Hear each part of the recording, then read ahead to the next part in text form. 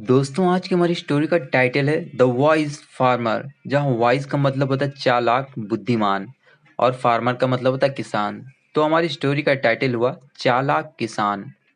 One night a wise farmer was returning home from a fair.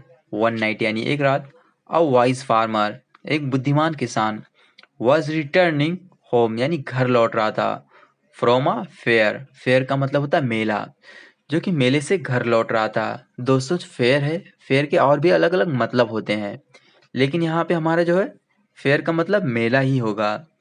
He bought a buffalo from there. उसने जो है खरीदा।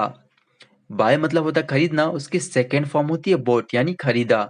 खरीदा था या खरीदा। तो उसने जो है एक भैंस को खरीदा था, फ्रॉम देयर यानी वहां से। बफलो, इसे आपको बफलो ही पढ़ना है, बफेलो नहीं पढ़ना है, buffalo. While he was passing through a dense forest, while he was passing जब वह गुजर रहा था, passing, थ्रो, थ्रो यानी से, कहीं से हो के आप जब गुजरते हैं उसके लिए जो है थ्रो का यूज किया जाता है। Through a dense forest, dense का मतलब होता है घना, फॉरेस्ट मतलब जंगल। जब वह एक घने जंगल से गुजर रहा था, अ डेकोइट केम इन फ्रंट ऑफ हिम, और एक डाकू, डेकोइट यानी डाकू, केम यानी आया, कम यानी आना, उसकी सेकंड फॉर्म होती है केम यानी आया, इन फ्रंट ऑफ हिम उसके सामने। He had a big stick in his hand, he had यानी उसके पास था, अ बिग स्टिक एक लंबी सी लाठी। स्टिक का मतलब होता है छड़ी, लाठी या डंडा। तो उसके पास जो है लाठी थी, a big stick in his hand उसके हाथ में। ही सेड, उसने कहा, give me all that you have, मतलब गिव मी ऑल दैट यानी सब कुछ। यू हैव, यू हैव यानी तुम्हारे पास जो है, यू हैव यानी तुम्हारे पास है, यू हैव यानी तुम्हारे पास है।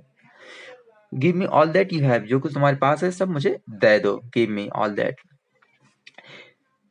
द फार्मर वॉज अफ्रेड, और जो किसान था वह डरा हुआ था। Farmer was afraid, afraid and डरा हुआ। He gave all his money to the dacoit, उसने जो है दे दिया। गिव मतलब होता है देना, उसकी सेकेंड फॉर्म होती है गेव यानी दे दिया।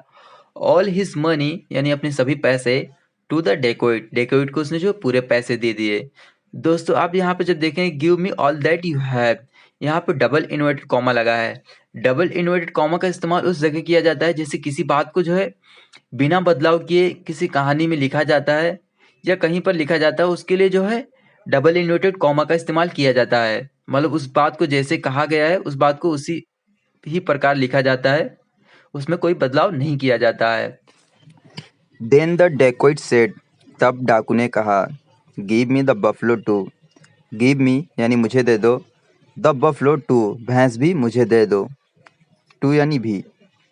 सो the farmer handed over the buffalo's rope to the dacoit. तो किसान ने, शो यानी तो किसान ने, handed over, handed over, over यानी सौंप दिया।